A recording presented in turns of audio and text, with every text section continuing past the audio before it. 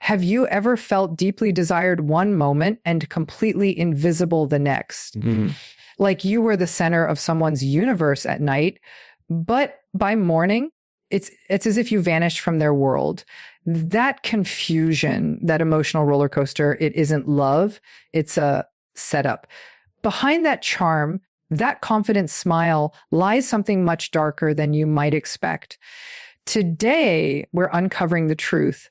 You're going to learn about 5 sexual secrets that narcissists desperately try to hide. And once you understand them, you'll never look at them the same way again. When shared by 2 caring people, sex can be one of the purest forms of connection. It builds closeness, trust, and emotional safety. But with a narcissist, that same act turns into a psychological battlefield. It's no longer about affection or mutual connection. It becomes a weapon, something cold, planned, and manipulative. Narcissists know very well how powerful sex can be. They understand it can create emotional bonds, flood your body with feel good chemicals, and make you feel safe and attached. But instead of respecting that power, they twist it. They use sex not to bring 2 hearts together, but to tighten their control. Every kiss, every look, every touch comes with hidden intention, not love, but power. In the early days with a narcissist, sex feels intoxicating. It's passionate, consuming, and magnetic. You might feel like you've found the most irresistible connection of your life. But that intensity isn't random. It's part of their design. The narcissist is using sexual energy as a form of love bombing to hook you fast, to create emotional dependency, and to lower your defenses. You start linking their touch to affection, their attention to worth, and their presence to emotional safety. What begins as passion turns into programming, and slowly, almost without noticing, that passion becomes conditional.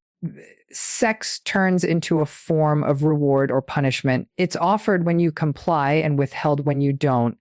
Over time, you begin to sense a shift. The intimacy no longer feels mutual. It's more like a performance with only one star. If you boost their ego, if you make them feel powerful, they might shower you with affection. But the moment you express your own needs or confront them, they pull away. The warmth disappears. It's a game of give and take, or rather give and take away. They offer closeness when they want control and withdraw it when they want you confused, anxious, and chasing their approval. This is where sex becomes part of the control cycle.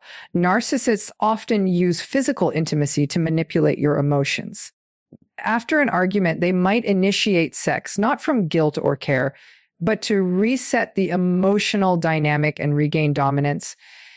It's a way of saying, I decide when we're connected. It confuses your mind, softens your anger, and blurs your memories of the hurt they caused. You begin to doubt yourself. Maybe you did overreact. Maybe they do care. But that's exactly the point. They don't need to apologize if they can make you forget the pain through pleasure.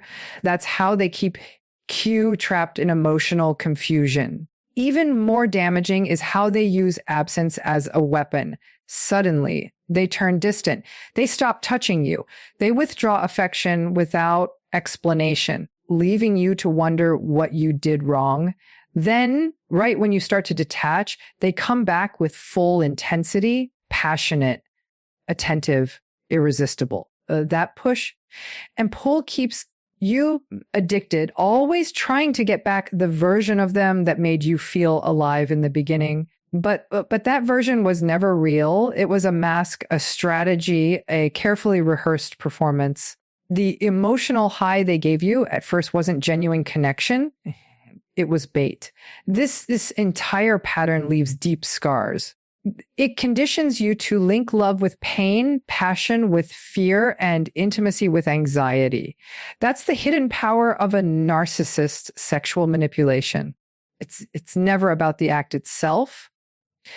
It's about how it controls your emotions, They don't crave your heart. They crave ownership of it. And the cruelest part is how they use your natural desire for love and closeness as the leash. Meeting a narcissist often feels like walking into a dream. The way they look at you, speak to you, touch you, it feels electric, like destiny.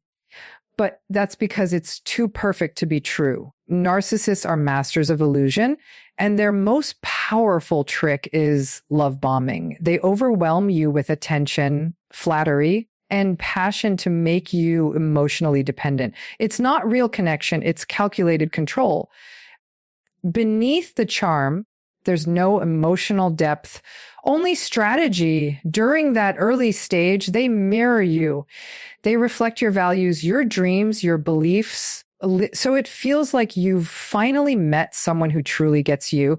They talk about forever, about fate, about how rare your bond is. They text constantly, crave your time, and tell you you're unlike anyone they've ever met. But none of this comes from real emotion. It's an act meant to bypass your defenses. By creating a whirlwind of intensity, they make you skip the natural process of trust, building, and fall too deep, too fast. Sex plays a massive role in this illusion. It's passionate, frequent, and feels emotionally charged. They'll say things like, "I've never felt this connected before," or "No one else understands me like you do." But the truth is, this intensity isn't proof of love. It's manipulation. The narcissist uses sex to lock in emotional addiction. The chemicals released during intimacy, oxytocin, dopamine, endorphins, all make you feel attached and euphoric. Your brain links that pleasure to them. And once that bond forms, they know they can control you more easily. When they sense they've secured your loyalty, the change begins. The warmth cools. The effort drops. Messages slow down. Compliments fade. The passion that once seemed endless becomes rare. Where they once celebrated your uniqueness, they start pointing out your flaws. The person who once made you feel special now makes you feel confused and inadequate. When you ask why, they twist it back on you. You're imagining things. You're too emotional. You're overthinking. They gaslight you until you doubt your own memory. And then comes the cruel truth. The person you fell for never really existed.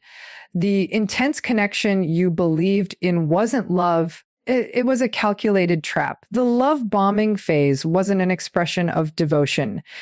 It was bait to pull you in deep before the mask slipped. By the time you realize what's happening, you're already emotionally caught, questioning yourself, craving the validation they once gave so freely. That initial affection was never real. It was a setup, and the narcissist knew exactly what they were doing. Narcissists don't enter relationships for the same reasons healthy people do. Most people want closeness, understanding, and mutual support. Narcissists want admiration, not love, not validation. They crave constant attention to feed their fragile self-image. Their need for control shapes every part of their relationships, especially sexual and emotional ones. To them, true intimacy is dangerous. Vulnerability is exposure. Being truly seen threatens the perfect mask they wear. Deep down, they're terrified of being ordinary or unworthy, so they avoid real closeness at all costs. Sex with a narcissist might start out feeling consuming, but it's never about shared pleasure. It's a show, one that revolves around them. If they seem attentive, it's often because they want to be praised for being amazing, not because they care about your satisfaction. They feed off admiration. They want to hear how great they are, how irresistible, how unforgettable. The moment that praise stops or the focus shifts to you, their interest fades. Sexual connection, like every other kind of attention, is just another way for them to boost their ego. Once that purpose is met, the act loses meaning. What makes it even more painful is what happens when intimacy threatens to become real. Genuine closeness requires honesty, trust, or an emotional give and take, things narcissists avoid because they can't handle true vulnerability. The moment you reach for emotional depth, they pull away or change the subject. Their mask cracks under real intimacy, so they replace it with control, criticism, or withdrawal. And that's the heartbreaking truth about intimacy with a narcissist. You'll give your heart hoping to build something real, but they'll only take what they need: admiration, validation, and control. To them, love isn't a partnership, it's possession. And until you see that, you'll stay trapped in their cycle, always reaching for the warmth they used to give, never realizing it was only ever a tool. They are often unwilling or simply unable to give. They'll pull back, detach emotionally, or even sabotage the connection. Sometimes they'll mock or downplay moments of vulnerability using sarcasm, silence, or indifference to create emotional distance. When you try to connect on a deeper level, to share your feelings or open up, they might treat it like weakness or make you feel like you're asking for too much. This reaction isn't random. It's a defense mechanism. The narcissist cannot handle emotional exposure, so they devalue it, reject it, belief, or twist the situation to make you feel embarrassed for even wanting closeness. In relationships with narcissists, partners often end up feeling emotionally starved. You might be physically near, but emotionally left out in the cold. You could share the same bed, yet feel no bond. When you try to have real conversations about love, growth, or connection, you're met with blank stares, half-hearted replies, or ridicule. Slowly, this lack of true intimacy becomes confusing. You start to wonder why someone who once seemed completely obsessed with you has turned so distant. You begin to question yourself. Maybe you're too emotional, too needy, or expecting too much. But the truth isn't that you're asking for too much. It's that they never planned to give it in the first place. To a narcissist, relationships are not emotional partnerships. They are transactions. They give just enough to keep you close, to maintain the illusion, and to preserve their source of admiration. But when the excitement fades or attention shifts, they begin searching for new ways to feed their ego. It's not unusual for them to flirt with others, seek attention outside the relationship, or purposely create jealousy just to stir emotional chaos. Because for them, anything that makes them the center of attention feels like power, and that's what they crave most. So while you long for closeness, warmth, and genuine connection, the narcissist is not built for that. They don't want to be known. They want to be admired. The more you try to reach their real self, the further they retreat, because true intimacy requires honesty. And that's a mask they're terrified to take off. Withholding affection is one of the narcissist's quietest yet most powerful weapons. It's not always obvious or dramatic. Sometimes it hides in silence, in distance, in the cold shoulder that fills the room with tension. It's the sudden shift from warmth to ice without any explanation, leaving you dizzy, wondering what you did wrong. This isn't passive behavior. It's deliberate. When a narcissist withholds affection, it's rarely because they've stopped caring. It's because they want to unsettle you. They know how much you crave closeness, and by taking it away, they gain control. At the beginning, they may have showered you with affection. Every word, every touch, every gesture made you feel chosen, seen, adored. But once they know you're emotionally invested, they start to pull away. Compliments become rare.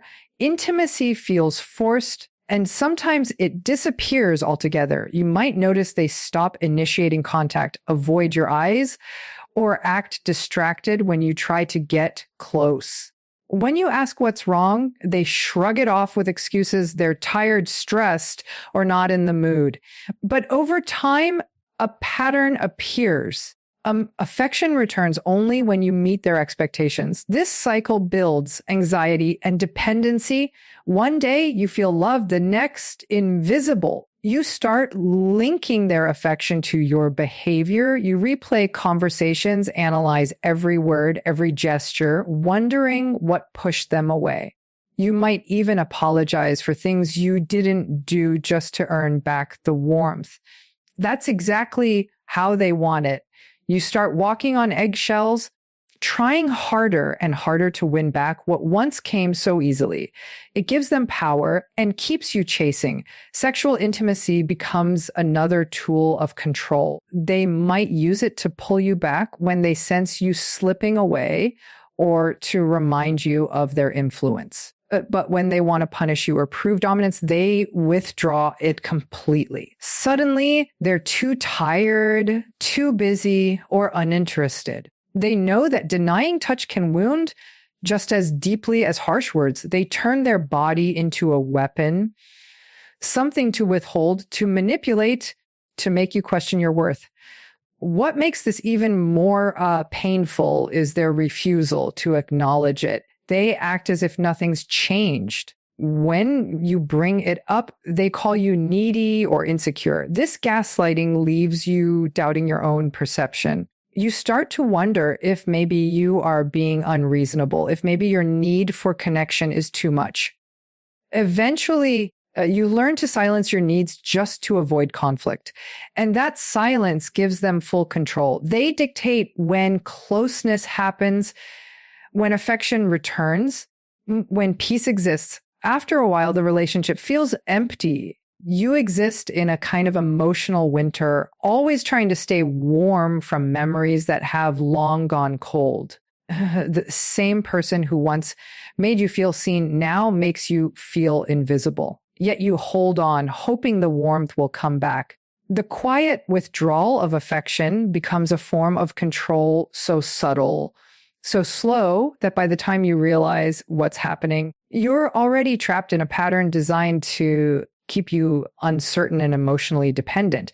Jealousy is another emotion they use masterfully. In healthy relationships, jealousy comes and goes. It's human. But with a narcissist, jealousy is not accidental or a sign of care.